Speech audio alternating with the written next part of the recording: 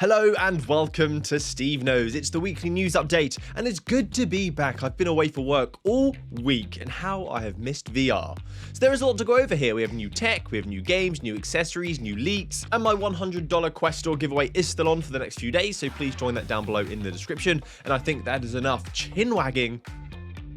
Let's get started. So starting off with flogging a dead horse, this story has been covered into the ground, so I won't dwell on it too much. But the Pro was leaked due to it being found in a hotel room, a terrible reveal video. There is so much more to be showcased with this device once we finally get our hands on it, and someone is going to get in tons of trouble for that mistake. So in the videos, we do see packaging that matches the Quest 2, which I don't personally like. I think if this is a Pro device, a sleek, darker design would have been nice. But at the end of the day, it is just cardboard. It also did not show a facial insert here, so here's hoping there is going to be one in that little accessories box that should have a power supply that wasn't opened. Otherwise, tons of light leak is going to occur and a sore face. We also got to see some cameras and sensors on the front of the device, which made it look like a very special VR headset. We also saw controllers with the dock and no LED rings, so no hand protection now when smashing your hand against the wall playing Echo. The controllers also seem to follow the design of the white controllers we saw leaked a while back, which leads me to believe another device or a controller option may be available for the Quest, because we saw a white design which matches the Quest 2. And these are new controllers, which could help support full body tracking in the future, because we saw a university research project showcasing full body tracking using cameras inside the controller. And the Zuck said in his recent Rogan podcast that leg tracking should be a thing. The form factor here also excites me. It's close to the face with forehead support, so comfort looks tasty. Mwah. But I've spoken enough on this, there isn't much more, and you've likely heard all of this before. But be sure to stick around if you want to find out more about this, because I can't say, I'm not allowed to say, but it's super exciting. Just please stick around. You don't have long to wait. And while we're here on this topic of Quest and leaks, Bradley dropped a new video going over everything around the AirBridge or the RE, whatever you want to call it, a new piece of hardware that will allow you to connect your Quest to a PC. So I do have some information on this, but I can't say much, although D-Link have said a product like this does exist, but it isn't likely to be released early for people to showcase due to a software upgrade required on Meta's end to enable its full functionality. Bradley did mention this coined gatekeeper update. I am the gatekeeper. I also do have a release window, but I can't give out that information, but it seems obvious to me that aligning this product with the release of a new headset, enabling PC connectivity, makes perfect sense, and Bradley also touches around some of these dates in his video. There is also an expectation that it's going to have cloudVR compatibility, although we don't have much information about this. In a recent AMA, Bosworth did say he tried something that was a career highlight. And I'm speculating, but cloudVR would be a pretty big highlight, an amazing step forward. Bradley's sources also expect in a couple of days' time that the product will show up on web stores and a notify me option on the Meta web store. So I don't know anything about that. I know Meta give me information on stuff, but they've not told me anything about this. Something that makes me sad, giving Bradley a fitting channel name. He said it's going to release as beta for the United States only and a launch for only the Quest 2. So no Quest Pro, no Quest 1, and only the United States in beta. So on that note, I'm going to go cry now and maybe relocate to the States. Does anyone have a spare room? And another topic on the Quest front, and I'll move on from this soon, but this one's kind of cool. So the folks who made the KatWalk, so KatVR, and the C2, they have let me in to tell me that they are ready to drop in the coming months a Quest 2 adapter to enable compatibility for their treadmill device. So you'll be able to play your favorite Quest 2 titles natively on this VR treadmill for a fully wireless experience. I can't give you the name of the device yet, but it is a really good name. And this adapter is designed to allow Quest and apparently PlayStation VR 2 connectivity.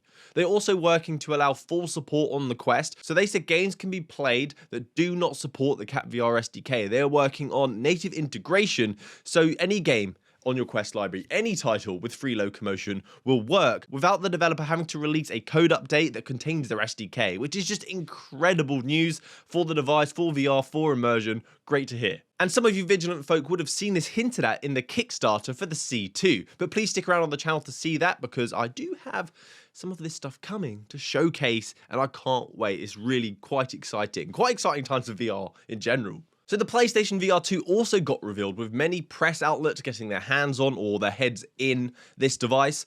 But one that was quite nice was to see Mike from VR Oasis, which is amazing to see a VR channel getting the same credit and opportunities as these news outlets. And he did a great video, which is a win for us and for you guys, because then you get people that you trust covering this content. I won't go into details, it's his video, so I'll leave a link down below in the description for you to check it out. It will blow your mind! Some sad news now though.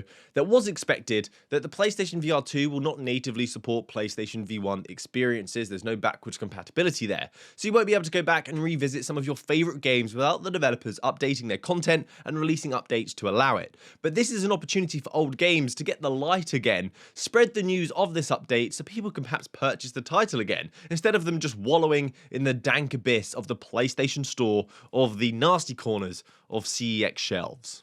So now Pico have announced a new showcase happening on September 22nd for the Pico 4, which has come rather quickly since the European drop of the Pico 3, and they are getting their paws in before Meta show off their professional device, and this could be a big moment as Meta have not released a Quest 3 headset, a next generation piece of kit for VR gaming. If the Pico 4 delivers on the Pro hardware for a lower price point aimed at gaming and wireless PCVR, there is a chance for Meta's hold on the industry to dwindle.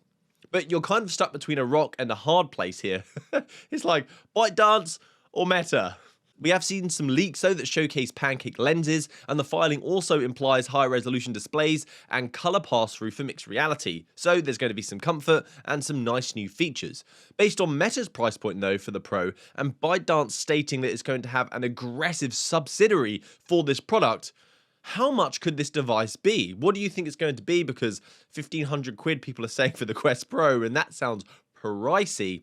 And if something has the same features but can get under that $1,000 price point, I think it's going to be very competitive. This is bad news for fanboys, but it's great news for us as consumers to have this intense competition in VR, and I'm excited to see what it will bring. It's time for the quick fire news now, some news stories that are interesting to go over, but I don't have to talk and chinwag for a very long time to get the point out. So let's begin.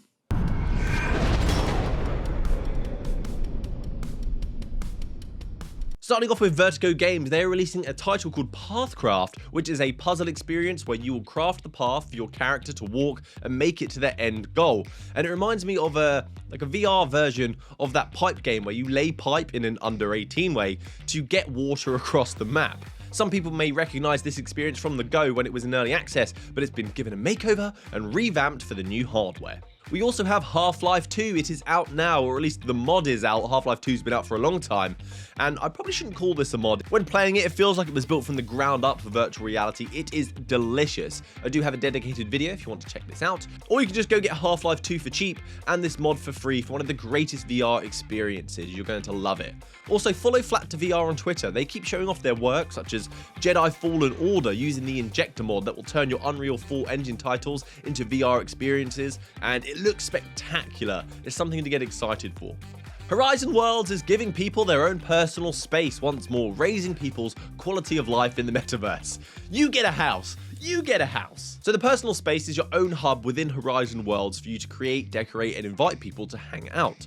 You can also set your own house rules. Like, this is my house, my rules. So this will be the place where you start off once you boot up Horizon Worlds. The rollout did start in June, but more people have been added, so check it out to see if you're one of the lucky few. The NFL just dropped for VR as well, so you can now embody a quarterback and lead your team to victory. And in the UK, this game obviously won't be as hyped as in the United States, but honestly, this looks like one of the few sports games that looks intense and decent and maybe worth checking out. It is also in collaboration with the official NFA, so you have real players, real teams, all powered by real NFL statistics for an immersive experience. This actually looks really good. After the Fall also got another update, and for me, this on PCVR is just one of the greatest cooperative titles that you can experience. The Quest, it loses some of that visceral intensity that this game can provide, but it is still great. It just shines on PCVR. So this update, you get a new map called Downtown, or a new harvest, I should say, where you'll be making your way across Los Angeles